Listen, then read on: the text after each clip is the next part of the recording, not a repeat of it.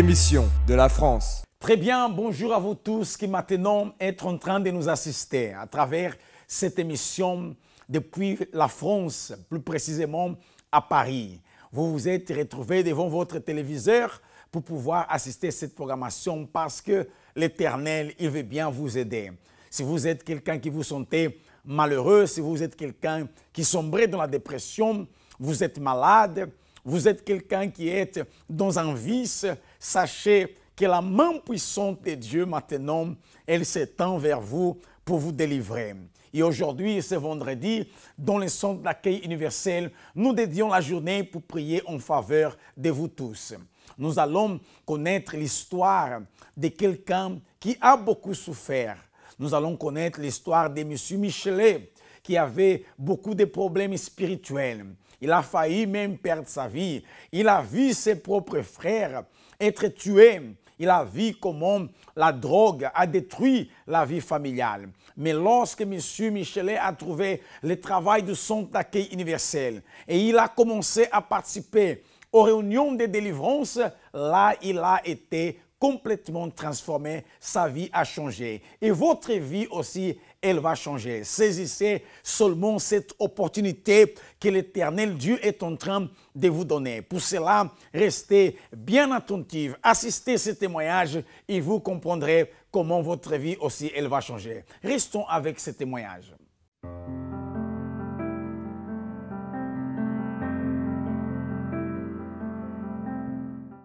Comment vous appelez-vous? Monsieur Michelet. Monsieur Michelet, avant d'arriver au centre d'accueil universel, quelle était votre situation? Quel était l'état de votre vie? Donc, je suis arrivé à l'église universelle avec une vie complètement par terre. Donc, j'étais quelqu'un qui était vicié dans la drogue, dans l'alcool. Donc, je suis arrivé ici suite à la mort de mes frères qui étaient trafiquants. Donc, c'est comme ça que je suis arrivé ici avec rage, beaucoup de colère aussi. Vous étiez vicié dans la drogue. Quel type de drogue est-ce que vous utilisiez? Donc moi j'étais vicié dans tout ce qui est chicha, dans tout ce qui est marijuana aussi. Voilà. Chicha, marijuana. Et vos frères étaient trafiquants. Vous trafiquiez aussi avec eux? Non, moi je n'étais pas trafiquant, mais je suivais aussi le même chemin. Donc j'étais aussi cheminé pour être trafiquant aussi. Vous étiez en train de suivre les pas de votre frère. Et vous dites que vous êtes arrivé au centre d'accueil dans cette situation, avec la colère et avec la rage. Pour quelle raison? Parce que mes frères étaient morts dans les trafics de drogue. Donc moi, je voulais partir aux États-Unis pour aller venger la mort de mes frères. Vos frères sont morts. C'était quoi, une guerre de gangs, tués par la police? Qu'est-ce qui s'est passé? Une guerre entre les gangs. Une guerre entre les gangs? Oui. Et vos deux frères, c'est ça? Deux frères. Vos deux frères ont décédé? Oui. Mes deux frères sont décédés dans le trafic. Et ça a créé en vous de la colère, de la rage, au point de vouloir vous venger. Donc moi, j'étais déjà violent à la base. Donc quand mes frères sont morts, et là, j'étais encore plus déterminé. Prêt à tuer? Oui, tout à fait, oui. C'est comme ça que vous êtes arrivé à l'église. Qui vous a invité à venir à l'église? C'est une sœur de l'église. Une sœur de l'église qui connaissait vos problèmes, votre situation? Non, il ne connaît pas. Elle ne connaissait pas? Non. Quel est le processus que vous avez alors entamé lorsque vous êtes arrivé au centre d'accueil? Des chaînes de prière? Comment est-ce que ça s'est passé? Donc je fais déjà les chaînes de prière du vendredi. J'étais aussi violent, donc je frappais ma femme. Donc je venais aussi à jeudi pour faire les chaînes de la famille. Donc, ça a été résolu aussi. Oui. C'est-à-dire, dans les chaînes de prière, vous avez réussi à transformer votre vie, à restaurer votre relation sentimentale, vous libérer également de la violence, etc. Mais vous avez également eu une expérience avec le Saint-Esprit, c'est ça? Oui. Qu'est-ce qui s'est passé? Donc, ce qui s'est passé, j'ai entendu parler du jeûne de Daniel. Moi, je ne connais pas, je ne sais pas ce que c'est. J'ai vu le témoignage, le vie transformé. Donc, je dis, mais qu'est-ce que c'est que ça? Alors, je me suis lancé, je me suis plongé dans le jeûne de Daniel. Donc, je suis baptisé du Saint-Esprit en 2012. En 2012? Oui, en 2012. Ça, c'est une date inoubliable. Inoubliable. C'est-à-dire, vous qui aviez en vous un esprit de violence, un esprit de rancune, de haine, de vouloir tuer, vous venger, aujourd'hui vous êtes une personne totalement transformée par le Saint-Esprit. Aujourd'hui, qu'est-ce qu'il y a en vous? Avant, il y avait la violence, il y avait la colère. Qu'est-ce qu'il y a aujourd'hui en vous? Aujourd'hui, j'ai la joie. J'ai la joie de vivre. J'ai la paix. Donc, je suis un homme comblé. Un homme comblé. Tout l'intérieur a été transformé. Monsieur Michelet, quel conseil vous pourriez donner aux personnes qui passent par des moments difficiles, qui ont aussi dans leur intérieur des troubles, des traumatismes, de la haine, de la colère, des personnes qui vivent mal intérieurement et cela se reflète dans leur extérieur? Quel conseil vous pourriez leur donner? Donc moi, le conseil que je vous donne, vous tous qui passez par des moments difficiles, plongez-vous, écoutez et mettez en pratique. Le temps. On court tous après le temps.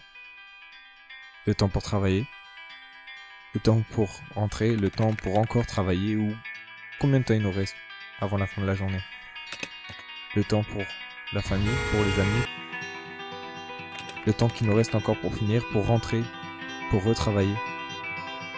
Et le temps de comprendre qu'est-ce qui s'est passé.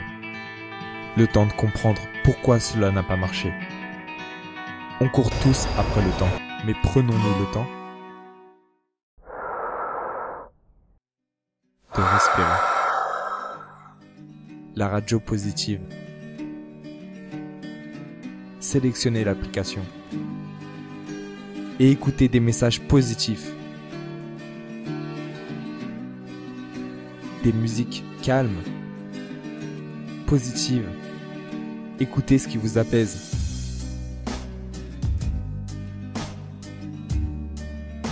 Suivez nos programmes. Parole de vie, entre femmes, parole de foi ou encore la thérapie de l'amour. Retrouvez le sourire. Prenez du temps avec votre famille en visitant notre site ou encore notre Facebook, notre Twitter ou notre YouTube directement sur l'application.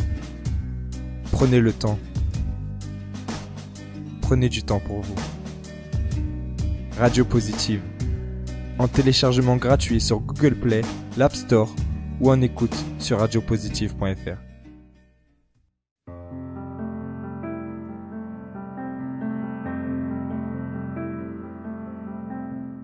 Le Seigneur Jésus, il a dit que le malin, que le diable, il est venu pour détruire, pour égorger, pour tuer. N'est-ce pas ça ce qui est arrivé dans la vie de M. Michelet, dans sa famille? Il y a eu la destruction, il y a eu des morts, parce que les frères de M. Michelet ont été tués, comme aussi son mariage était détruit, sa vie de famille était détruite, sa vie à lui-même, il vivait dans la misère, il vivait dans un état extrême de la misère.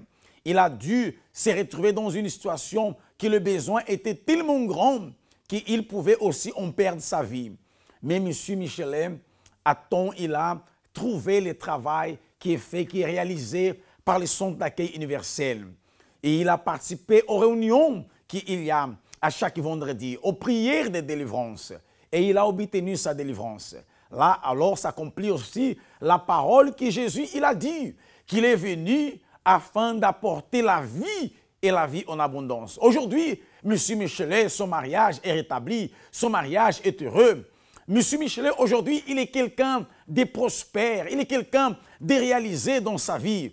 C'est exactement ce que Jésus il fait dans la vie de ceux qui se confient en lui. Pour cette raison, vous avez aussi la possibilité, l'opportunité de pouvoir changer la situation de votre vie. Participez aujourd'hui au numéro 254, rue du Faubourg Saint-Martin, dans le 10e arrondissement de Paris, aux horaires de 7h, 10h, midi, 15h, comme le soir à 20h. Et si vous voulez connaître le centre d'accueil le plus proche de chez vous, vous pouvez appeler notre ligne de téléphone au numéro 01 53 35 85 11. On va rester encore avec un autre témoignage et nous revenons tout de suite après avec vous.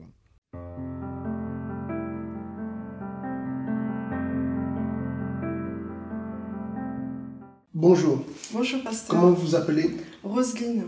Dans quel état, Madame Roselyne, se trouvait votre vie lorsque vous avez connu le travail du centre d'accueil?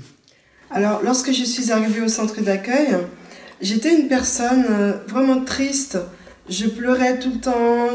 Lorsque je sortais avec mes amis, je faisais la fête. Ça allait parce que j'étais entourée, mais c'était une joie éphémère. Mais lorsque je rentrais toute seule chez moi, mes enfants dormaient, je pleurais, je disais, mon Dieu, je ne comprends pas pourquoi tu me gardes en vie. Qu'est-ce que tu veux de moi? Pourquoi je suis aussi triste? Pourquoi tu me laisses pas mourir en fait? Parce que depuis petite, en fait, je suis à l'église, pas au centre d'accueil universel, mais on m'a toujours appris que le suicide c'était interdit, j'irais directement en enfer.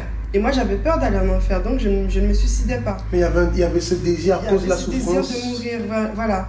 Et je disais à Dieu, il y a des parents, des parents qui meurent, qui laissent les enfants, il y a des enfants innocents qui meurent, mais moi, tu me laisses là comme ça. Donc, en fait, j'étais en colère contre Dieu. Et lorsque je suis arrivée à l'église, j'étais remplie de haine, de rancune. Le pardon, je ne connaissais pas. J'étais hautaine, je regardais les gens de haut. Je critiquais même les personnes qui donnaient leur témoignage. Et je disais, et lorsque les pasteurs ils disaient, donnez votre vie à Dieu, Dieu va vous remplir de joie, il va vous aider. Et moi, je disais à l'intérieur de moi, il m'a laissé souffrir toutes ces années. Aujourd'hui, j'ai tout eu. J'avais déjà ma voiture, mon appartement, mes enfants, mon travail.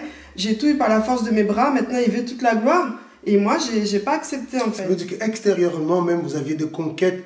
Mais à l'intérieur, vous étiez totalement anéanti, détruit. Complètement anéanti, détruit. J'avais une tristesse, un vide. Je faisais des achats compulsifs pour essayer de remplir ce vide. Mes enfants, en fait, c'était tout pour moi. Parce que moi, je me suis dit, au moins, elles me permettent de vivre, en fait. Mais en fait, c'était pas ça. Alors, quelles sont les chaînes de prière que vous avez fait ici au centre d'accueil pour pouvoir vaincre ce problème intérieur? En fait, j'étais là pratiquement tous les jours. Parce qu'en fait, quand je suis arrivée, j'avais des horaires. Soit je commençais le travail à 13h, soit j'ai commencé le matin à 7h, j'ai fini ça à 14h. Donc j'étais tous les jours au centre d'accueil. Tous les jours. J'ai fait les chaînes de prière du vendredi. Je pouvais faire 2 ou 3 fois la chaîne de prière. Pour la délivrance. Il y avait une soif de vous en sortir. Ah, j'avais une soif. Et en fait, lorsque je suis arrivée, j'écoutais la parole. Je me suis dit, mais en fait, la parole qui est écrite dans la Bible, on la pratique vraiment.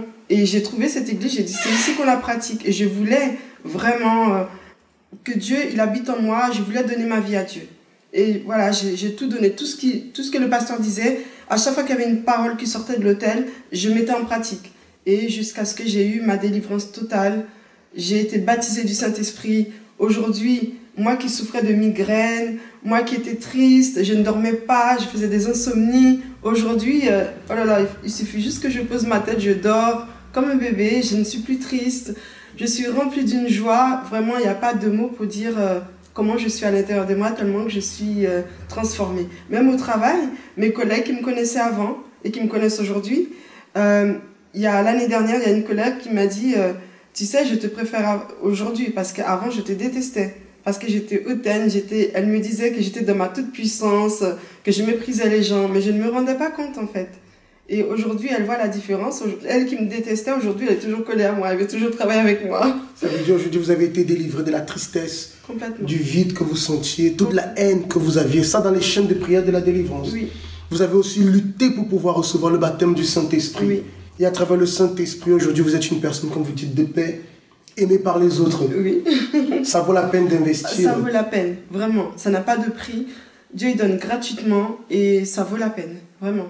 Merci pour votre témoignage, Madame Roseline. Merci, pasteur. Purification spirituelle. Mettez fin à la négativité. Délivrez-vous des problèmes inexpliqués. Venez lutter contre la souffrance. Chaque vendredi, à 10h, 15h et 19h30. Également à 7h, midi et 20h au siège. Pour plus d'informations, visitez notre site centredaccueil.fr ou appelez-nous au 01 53 35 85 11. Purification spirituelle, chaque vendredi dans tous nos centres d'accueil.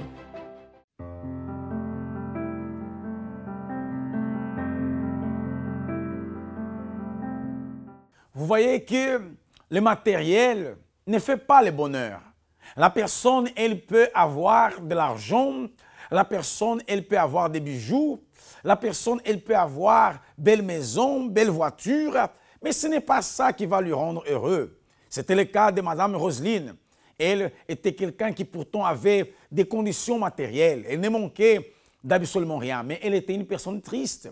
Elle était une personne dans son intérieur vide. Elle était quelqu'un qui cherchait alors à combler ses vies dans son intérieur par des choses qu'il faisait dans le matériel, comme faire des achats d'une façon, d'une manière compulsive. Mais cela ne la rendait pas heureuse parce que les problèmes étaient spirituels.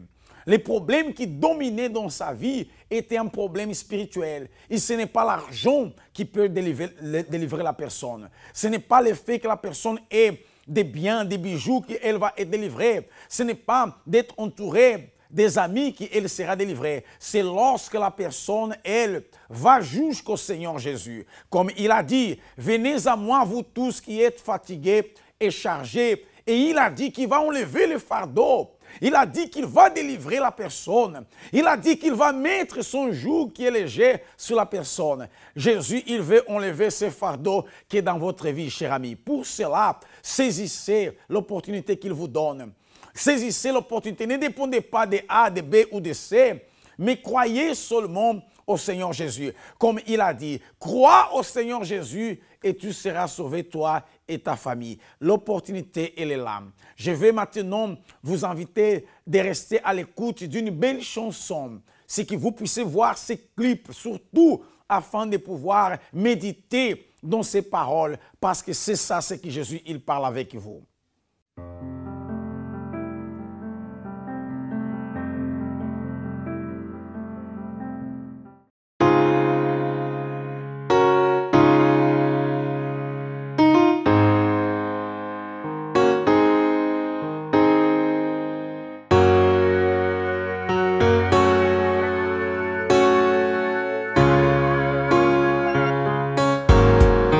Devant toi, Seigneur,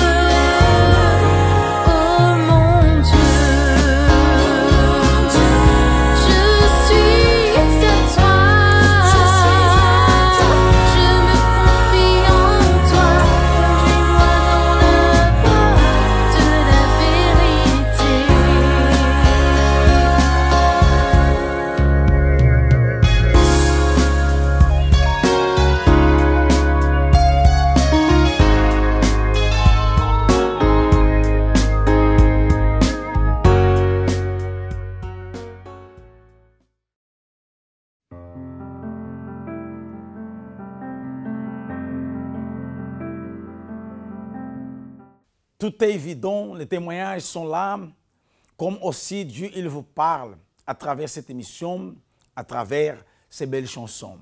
Nous vous attendons à ce que vous veniez aujourd'hui au centre d'accueil universel. Si vous voulez connaître le travail du centre d'accueil universel, vous pouvez entrer dans notre site web qui c'est www.centredaccueil.fr. Comme vous pouvez aussi être à l'écoute des émissions qui passent aussi dans la radio positive, radiopositive.fr. Vous pouvez écouter nos émissions et aussi des belles chansons qui passent. Mais nous aimerions surtout vous laisser notre ligne de téléphone, vous qui êtes dans les besoins, vous qui êtes désespérés. Appelez au numéro 01 53 35 85 11. Il y aura toujours quelqu'un au bout du fil qui va vous écouter, qui va vous orienter, qui va vous conseiller. Peu importe quelle est la ville où vous habitez, cherchez à connaître, à savoir quelle est l'adresse la plus proche de chez vous. Mais je vous rappelle que nous, ici dans notre siège national, nous serons au numéro 254 rue du Faubourg Saint-Martin, dans le 10e arrondissement de Paris. C'est facile d'y arriver. Il suffit que vous venez par le moyen du métro, la ligne 5 ou la ligne 2 pour descendre à Stalingrad, ou alors la ligne 7 à Louis-Blanc. Vous serez à environ 200 mètres pour pouvoir arriver au centre d'accueil universel. Et nous sommes là toujours prêts à vous accueillir, toujours prêts à vous aider. Notre émission arrive maintenant à sa fin, mais je vais vous laisser avec un autre témoignage dans cette fin d'émission. Assistez à ce témoignage qui va certainement vous prouver encore une fois que pour votre cas, pour votre problème, il y a bien une solution. Que Dieu vous bénisse à tous abondamment.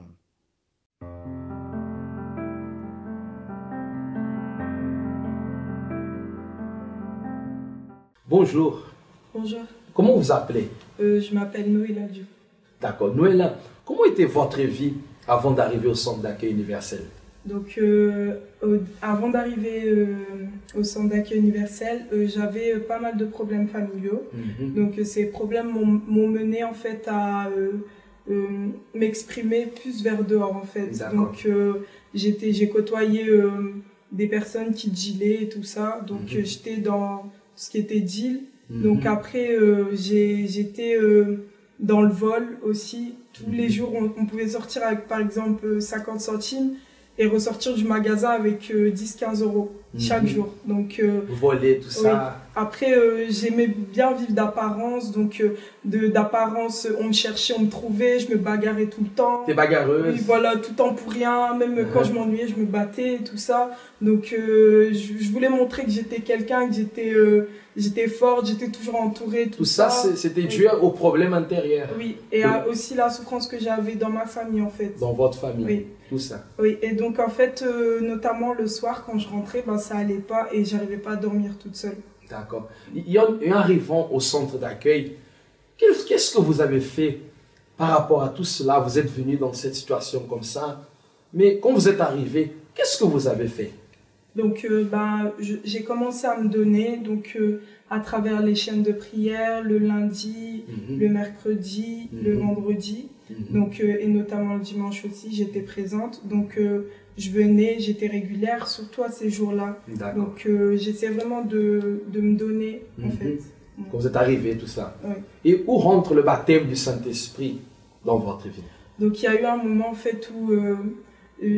quand j'ai pu prendre conscience en fait de ce que Dieu pouvait me donner, donc j'ai voulu découvrir en fait ce que c'était le Saint-Esprit parce que je vivais dans la peur, dans l'angoisse, dans la tristesse et tout ça, et on me parlait de quelque chose qui allait être avec moi en fait, parce que je me sentais vraiment seule en fait, donc je me disais que le Saint-Esprit c'est celui qui allait pouvoir combler ce vide, et donc c'est à partir de là que j'ai fait tout ce qui était possible pour pouvoir le conquérir. Vous avez tout fait pour conquérir. Et après le baptême du Saint-Esprit, comment vous êtes devenu?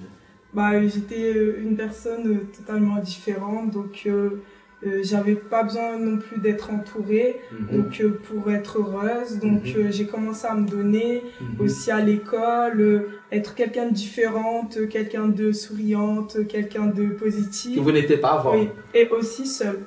Parce que j'avais vraiment des crises d'angoisse, des pensées négatives, mais là j'ai commencé à me donner en fait et à être positif, à croire en ce que je faisais et tout ça. Donc, complètement le contraire de ce que tu étais. Il y a une transformation qui est à l'intérieur de vous, quoi. Oui. C'est-à-dire ce problème qui était là à cause du problème de famille, qui avait en vous, qui faisait de vous être une jeune fille révoltée et vous exprimer dehors, tout cela.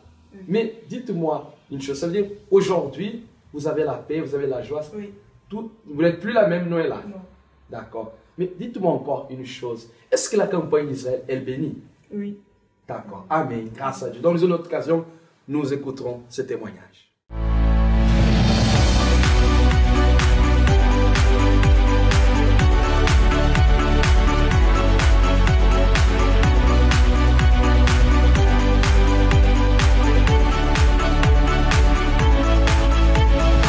Émission de la France.